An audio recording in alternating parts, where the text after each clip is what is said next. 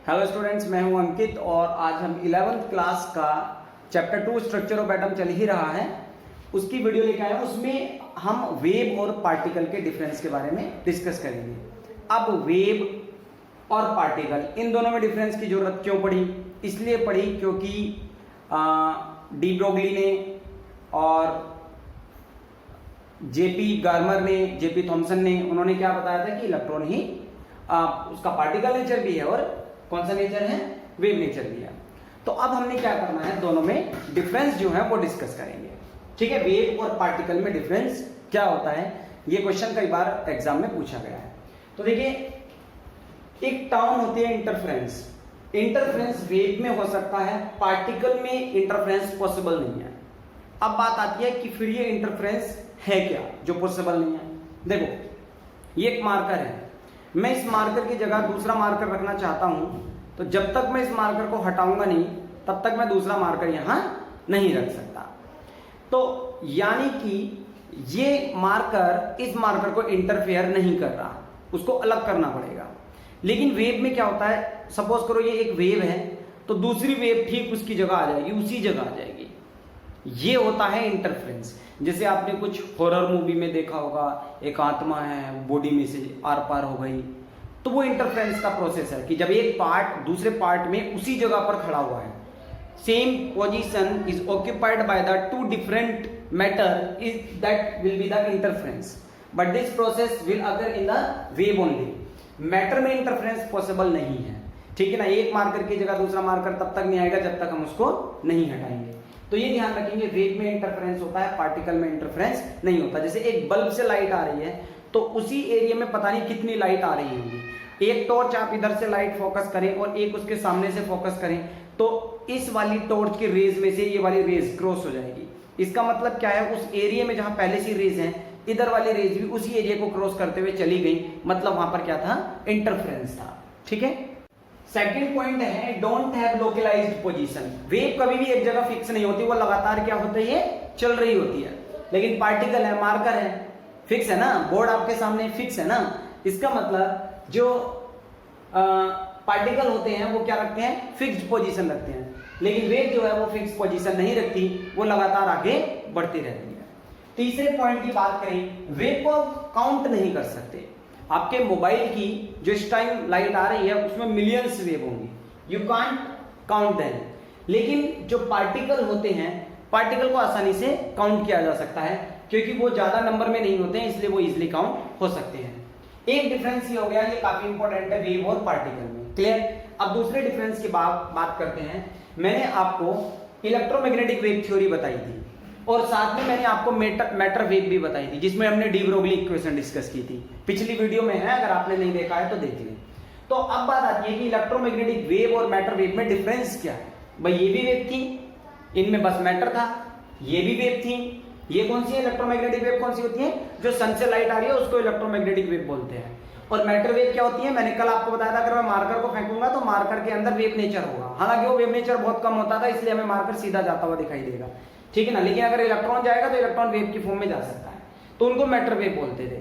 तो दोनों तरह की वेव में डिफरेंस क्या है, ये हमारा अगला टॉपिक है। तो देखो, these are associated with electric and magnetic field. ये मैंने आपको पहले ही बता दिया था कि जो वेव होती है, मैं ये रफ कर देता हूं ऊपर वाला पार्ट आपको समझाने के लिए, कि जो इलेक्ट्रोमैग्नेटिक वेव है स्टूडेंट, ये इलेक्ट्रिक और मैग्नेटिक फील्ड दोनों से मिलकर बनी है। मतलब आप ऐसे समझ लीजिए कि ये आपका इलेक्ट्रिक फील्ड हो गया जो ये मैंने बनाया, और एक ऐसा ही और होता है, ये आपका मैग्नेटिक फील्ड हो गया।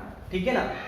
कलर्ड अगर आप डायग्राम देखेंगे तो आपको पता चल जाएगा, एक ऊपर की तरफ है, ऊपर की तरफ है, और एक क्या है, ऐसे गया और इधर से आया, ये वाला। तो ये एक दूसरे के परपेंडिकुलर है। एक ऊपर जा रहा है इलेक्ट्रिक फील्ड, नीचे जा रहा है, ऊपर जा रहा है, और मैग्नेटिक फील्ड आगे जा रहा है, पीछे जा रहा है। तो एक दूसरे के क्या हो गए? परपेंडिकुलर।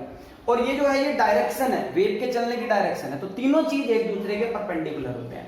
तो हम क्या बोलेंगे कि जो इलेक्ट्रोमैग्नेटिक वेव है उनमें इलेक्ट्रिक और मैग्नेटिक फील्ड होता है। इनमें हो भी सकता है, नहीं भी हो सकता है, मैटर पे डिपेंड करेगा वो। इसलिए मैटर वेव में वो इलेक्ट्रिक फील्ड और मैग्नेटिक फील्ड हो भी सकता है और नहीं भी हो सकता है। दूसरा पॉइंट क्या है, इन रेज को चलने के लिए, इलेक्ट्रोमैग्नेटिक वेव को चलने के लिए मीडियम की जरूरत नहीं है स्टूडेंट। मीडियम मतलब जैसे सनलाइट आती है, इधर से शैडो बन रही है, जैसे आपके पास सनलाइट है, सन से आ रही है, ये सन हो गया आपका, ठीक है ना, और ये आपकी अर्थ हो गई। सन और अर्थ के बीच में एयर नहीं है, वाटर नहीं है, कोई मीडियम नहीं है, तब भी ये सन से रेज यहाँ पर आ जाती है कि नहीं आ जाती है। मतलब इलेक्ट्रोमैग्नेटिक वेव को चलने के लिए कोई मीडियम की जरूरत नहीं है। मीडियम जैसे हमें चलने के लिए क्या चाहिए, हमें अर्थ चाहिए, सरफेस चाहिए, अगर सरफेस नहीं मिलेगा तो हम नहीं चल पाएंगे। बर्ड्स हैं, उनको उड़ने के लिए क्या चाहिए, एयर चाहिए, एयर नहीं होगी तो वो नीचे गिर जाएंगे। फिश है, फिश को स्विम करने के लिए वाटर चाहिए, तो ये सबको हमें मीडियम चाहिए। लेकिन सन से जो लाइट आ रही है इलेक्ट्रोमैग्नेटिक वेव, उनको ट्रेवल करने के लिए कोई मीडियम नहीं चाहिए होता है, they can travel in the vacuum.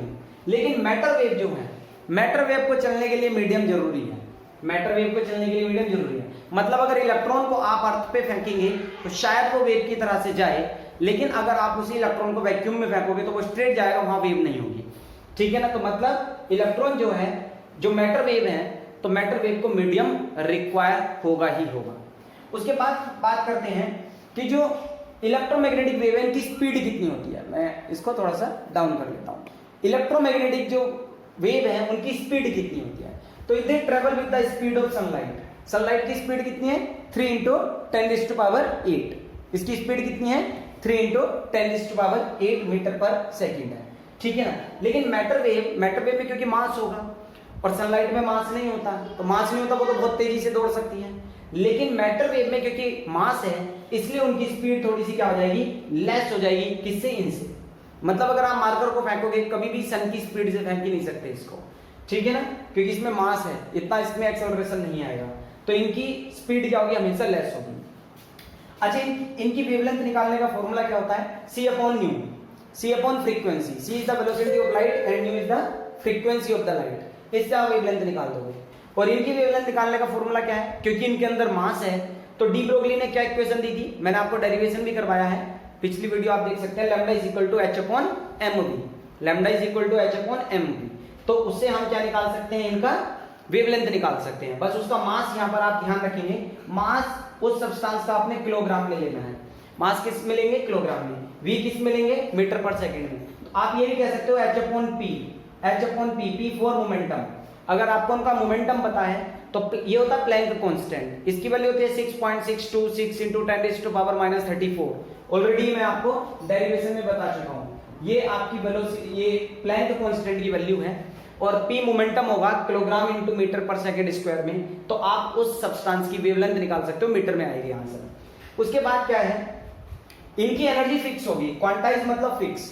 और आपको ये प्लैंक ने बताया था कि हर एक बंडल की एनर्जी फिक्स है, हर एक बंडल की, बंडल मतलब सन से जो लाइट आ रही है वो पैकेट की फॉर्म में आ रही है। मेरे मोबाइल, आपके मोबाइल से जो लाइट आ रही है वो बंडल की फॉर्म में आ रही है, पैकेट की फॉर्म में आ रही है। टॉर्च से, ट्रैफिक से जो भी लाइट आती है बंडल और पैकेट की फॉर्म में आती है। तो हर पैकेट की अपनी एनर्जी क्या होती है, फिक्स होती है। इसलिए कह दिया कि ये एनर्जी क्या है, क्वांटाइज्ड है। लेकिन जो मैटर वेव है वो बंडल पैकेट के फॉर्म में जनरली यहां नहीं आ रही, तो उसकी एनर्जी कोई क्वांटाइज नहीं होगी। तो ये डिफरेंसेस थे स्टूडेंट, बहुत इंपॉर्टेंट डिफरेंसेस हो गए। इलेक्ट्रोमैग्नेटिक वेव और मैटर वेव, ये पूछा जा सकता है डिफरेंस आपके एग्जाम में, या वेव और पार्टिकल में क्या डिफरेंस है ये भी पूछा जा सकता है। तो उम्मीद है ये आपको क्लास आज की समझ में आई होगी। छोटी छोटी सी क्लासेस हैं लेकिन बहुत इंपॉर्टेंट होती हैं। जैसे आपने एक